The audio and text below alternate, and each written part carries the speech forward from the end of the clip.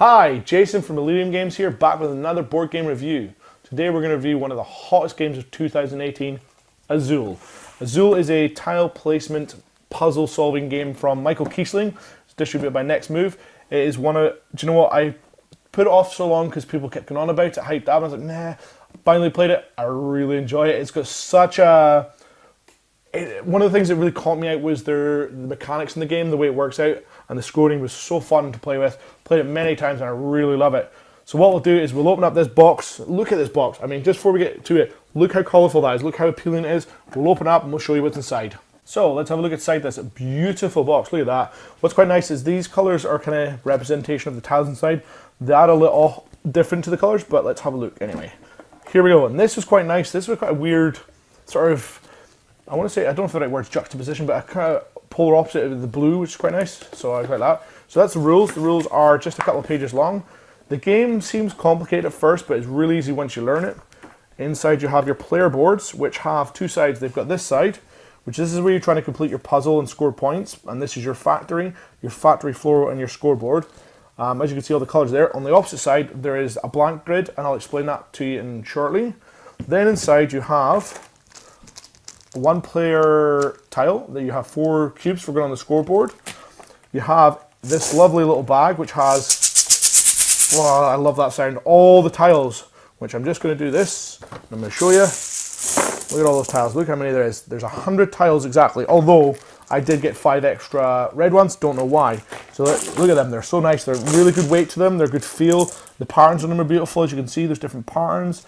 There are 5 different types and there's 20 of each, and that's that. You also have the their factory tiles. So these are where the cubes will sit, the tiles will sit, and you take from. But we'll explain that gameplay. But as you can see, the quality is really nice. Really, these are hard card. They're going to last. And these tiles, now the tiles are printed on, and I was worried, will they scratch a lot over time? But if they do, well, it's colour. The colours are easy to understand. But they seem to, so far, I've played this quite a lot, and they've not taken any chippings or marks yet. So I'm really pleased with this. But I love this sound. Just the tiles clacking. So yeah, what I'll do is we'll quickly set this up and show you how it plays out. So here we have the board. What we're doing is we have 2-player boards, but we're set up here for an 8-player, not for 8-player, a 4-player, sorry. The reason is on a 4-player you use all the factory floor tiles, but on a 2-player you only use 5, and a 3-player you use 7. It's because of the way the tiles work. Then you've got the player 1 token. And you got player boards, you give everyone a little black cube, which I'll just show you in contrast, which goes on on their board there. Now, what you do is you take all your lovely tiles and put them into this authentic canvas bag, which is a real canvas bag, it's really nice material. You shuffle them up and you put 4 in each tile, so 1, 2, 3, 4. And I'm going to quickly do this. 4 on here.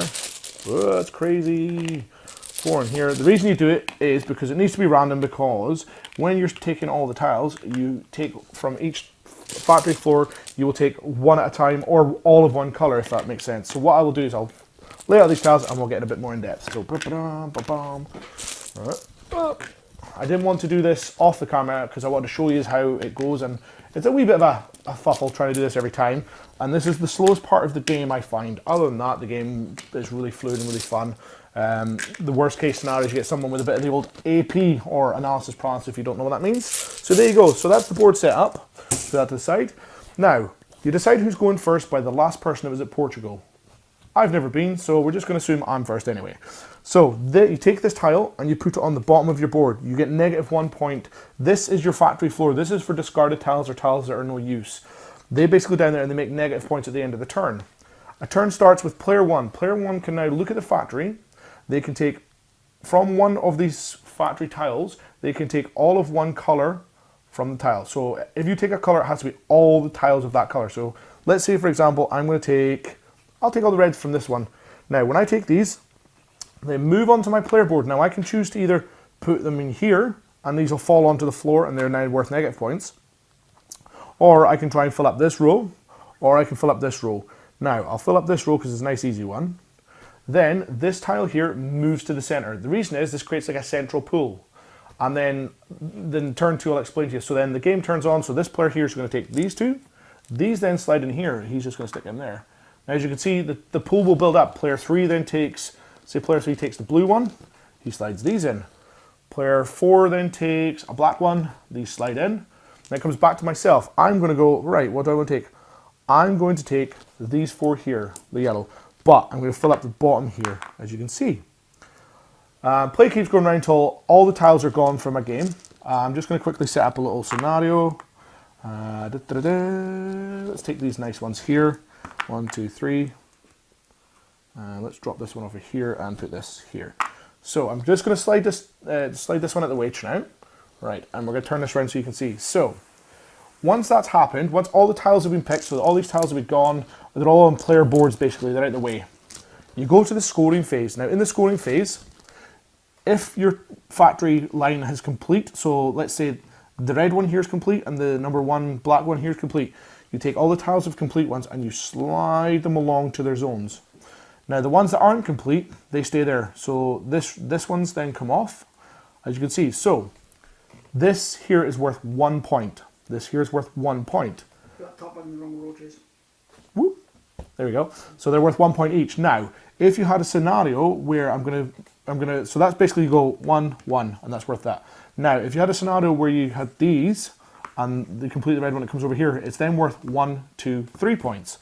If you had a scenario like this, where you had this set up and the red one comes along, you get 1, 2, 3, 1, 2, 3. It counts the horizontal and verticals. So it becomes a strange scoring system. This is the most complicated part of the game, is the scoring system, because you have to remember, if, say for instance, both these tiles came across at the same time, they still count each other. It's not the black one comes over and goes 1, 2, and then the red one comes over and goes 1, 2, 3, 4, 5. What it does is the black one and the red one both come over. It goes 1, 2, 3, 4, 5, 6, and this one goes 1, 2, 3. So you get more points, and it's a sort of stacking up point system, and that's that. And that's how you score points, and you basically keep going. Now, the game will end when get the right colours. The game will end when someone gets a complete row. That will create what's called the end game scenario, and you finish up the tiles on the floor. And then that's that. You get negative points for anything down here. They then, at the end of the turn, you take all the tiles that have been discarded away, and then you leave the ones that are, say these ones aren't full. You leave them there because they will then work in the next turn. I'm going to show you now. So turn 2 comes up. You reset the board, you shuffle up all the tiles in the bag, you shuffle, and you lay out more tiles. Now I'm going to quickly just grab some random tiles from the side here, just to give you an idea. Now, as you can see, I've still got these tiles here, because these are still not complete. Now, I would have had the complete ones on the tile, and I think you're going to quickly, just grab a couple extra so we get full board. I just ruined it, look at that, it's crazy. It's all chaos. Okay, so you reset the board and you get 4 new tiles on all the boards coming from the bag. Now you keep using the bag until the bag is empty, then you take all the discarded tiles and put them in. Now, player 1 then puts this tile into the center and starts the turn. The reason he puts it there is because, say he takes these yellow ones, these go in here, the first person to take from here in the second round of the game takes a -1 token, so it's always about managing, do you want that or not? Now he takes these will go in here. And then I'm just going to quickly set up the board to show another scenario. Here, where's the black one? The black one, there you go. So the game's gone on a wee bit, some tiles have moved around, blah, blah, blah. If you go to take all the black tiles from the center, for example, they cannot go anywhere. They would only be able to go into this zone because there's black. If you had a black here, for example, you could put 2 of them in here. But because we've got red here, these are then basically dead. They go in here and you just automatically get negative points. So you can only fill a row with 1 colour until it's complete. When it completes, the rest fall off and you can start filling up another colour. You cannot fill half and half. You can though, you can have multiple colour rows. So you can have yellow, yellow, yellow, like this, that's fine. But again, you're managing what colours are going in, what colours are coming out. The game has a wee bit of complication going to it, but I swear to God, once you play it the first time, it becomes so much easier. Everyone I've taught so far has picked up literally instantly. It's really good. So then the game proceeds. You keep filling out your colours and rows, different places, put tile. I'm just going to throw these tiles on here. They give you different scores. Boom, boom, boom. I'm just throwing these out just for a quick thingy. We got a black one in there. We'll put a red one in there. So as you see, this creates an endgame scenario. I'm going to just quickly fill out another row here. So say the game's ended, all the tiles are gone, everyone's filled out their boards. Someone's completed a row, creates the end game. You then go into a final scoring where you get 2 points for every horizontal completed row, 7 points for every vertical completed row, but there's a bonus 10 points if you have all 5 of one colour on the board. Now, if you're lucky enough to get more than, say you got all 5 blues, all 5 yellows, you get 20 points. So the points can accumulate. The highest I've seen so far is 96 points, which is really high. But yeah, really enjoyed this game, really fun, really hard and puzzly. Then, once you've mastered this side, you flip it over. You're playing the same game, but you can try and decide where you want the tiles to go. You can't have the same tile more than once in a horizontal row or a vertical row. So it becomes this much more complicated puzzle game. But yeah, it's really good. And that's how you play Azul. So that was Azul. Azul is one of the, I can see why it was one of the top games of 2018. Really fun to play, really enjoyable. The quality of components from the canvas bag to these nice heavy tiles, even to the little hard card factory tiles are really good, really worth it. The rules are more or less clear. The only complaint I have about this game, which is not really a complaint, is that scoring phase. You have to do it simultaneously with players. But we've said you break it down, player 1 goes, player 2 goes, player 3 goes, and player 4, because it just makes it easier and it stops confusion and means you can help. Because as much as it is a fun game, that scoring can be a wee bit tricky for some people. So yeah, it's worth doing turn-based rather than real-time. Other than that, what can I say? This game is really fun. I still have to play with the complicated side of the board because, yeah, you just got to take that challenge and find people to play that way. But yeah, playing this way has been so quick and easy. First time you'll play will take you about an hour, hour and 10. But after that, you're talking 25, 30 minutes max. You will find the game for about £40 around most of your local game stores. Check them out.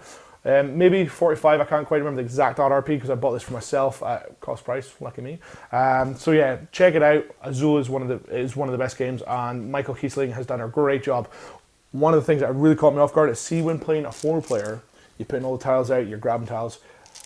It literally gets to the point where you've got only a couple tiles spare in the bag, and it seems like he's done this mathematical equation to get the exact numbers. And it sounds simple, sounds stupid, but it just blew my mind that every time I've played, I've gone, right, there's exactly enough to run the last round. So when someone completes, got to the, say they've got this 4 and they've got 1 more to get, there seems to be just enough tiles. I don't know how he did it. I'd love to speak to him about it. That was amazing. But yeah, what can I say? Check Azul out. It's really good. Really fun game. Enjoy.